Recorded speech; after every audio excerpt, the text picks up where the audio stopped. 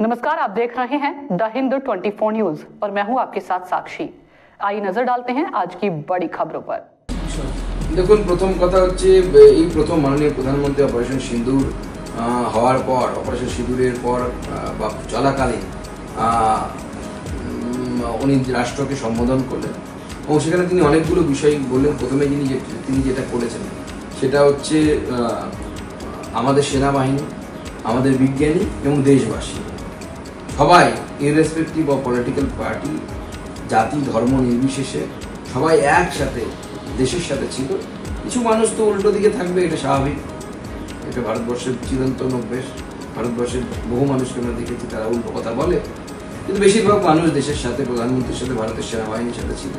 এবং ভারতের সেনাবাহিনী যেভাবে পরাক্রম দেখিয়েছে, একের পর এক পাকিস্তানের মূল ঘাঁটি ব্রহ্মসের মতো মিসাইল ব্যবহার করে তাকে নষ্ট করেছে এবং আমাদের ড্রোন পাকিস্তানের ভিতরে উড়ে গেছে। পাকিস্তানের যে রাডার সিস্টেম তারা ধরতে পর্যন্ত পারে, আমাদের মিসাইল চলে গেছে, ধরতে পর্যন্ত পারেনি। এটা আমাদের টেকনিক্যাল সুপিরিয়রিটি, অর্থাৎ টেকনিক্যালি আমরা অনেকটা উপরে আছি, সেটা আরেকবার প্রমাণ করেছেন। ভারতবর্ষের মেড ইন ইন্ডিয়া অস্ত্র সম্ভার এই 21st সেঞ্চুরির জন্য উপযুক্ত আছে, সেটাও কিন্তু একটা এর দস্তাবেজ।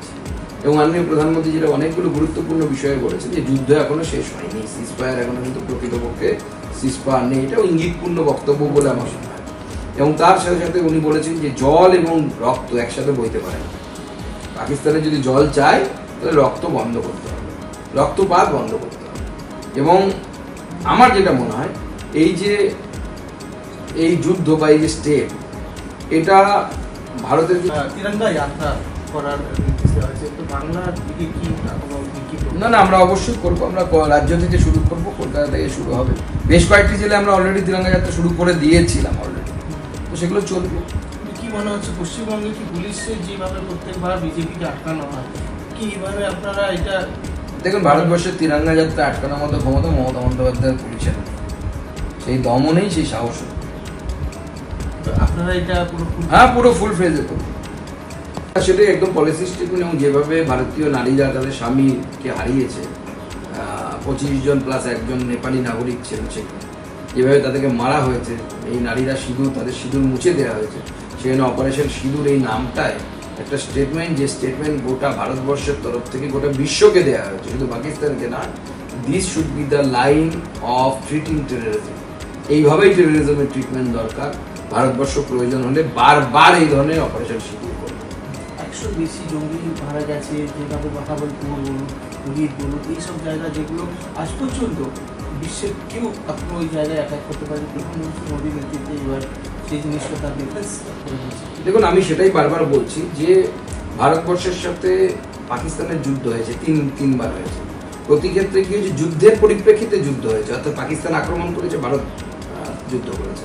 কিন্তু এই প্রথম সন্ত্রাসবাদী হামলা, যেটাকে প্রক্সি ওয়ার পাকিস্তান দেখেছে, যুদ্ধ করে আমরা জিততে পারবো না, তো প্রক্সি ওয়ার করো। প্রক্সি ওয়ার হলে আমরা দেখতাম ভারতবর্ষের পরিনিন্দা হতো এক সময়। প্রধানমন্ত্রী সঠিক, আমি যেটা বললাম না, যে লাইন বিটুইন দ্য লাইনস, এটা পড়া বা বুঝতে পারা খুব জরুরি। মাননীয় প্রধানমন্ত্রী বলে দিয়েছে যুদ্ধ বিরতি নয়, যুদ্ধ এখনো শেষ হয়নি। অপোজিশন চাইছে এটা নিয়ে একটা সংসদীয় সত্র ডাকা এবং সব অল পার্টি মিটিংয়ের জন্য কল করা হচ্ছে কংগ্রেস থেকে নিয়ে।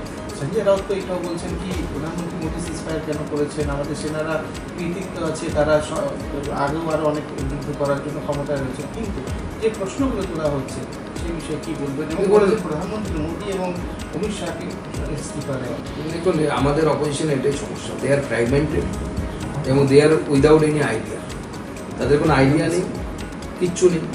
আচ্ছা, আপনারা ইন্ডি জোটের কথা বলছেন, এই সঞ্জয় রাউত ইন্ডি জোটের সদস্য। ইন্ডি জোটের সকল সদস্যরা বসুন না, বামপন্থীরা কি বলছে, সবাই রেজলিউশন করুন যে যুদ্ধ করতে হবে। আমরা অনেক কিছু দেখেছি, আপনাদের সময় কি হতো আমরা দেখেছি। देखते रहिए द हिंद 24 न्यूज।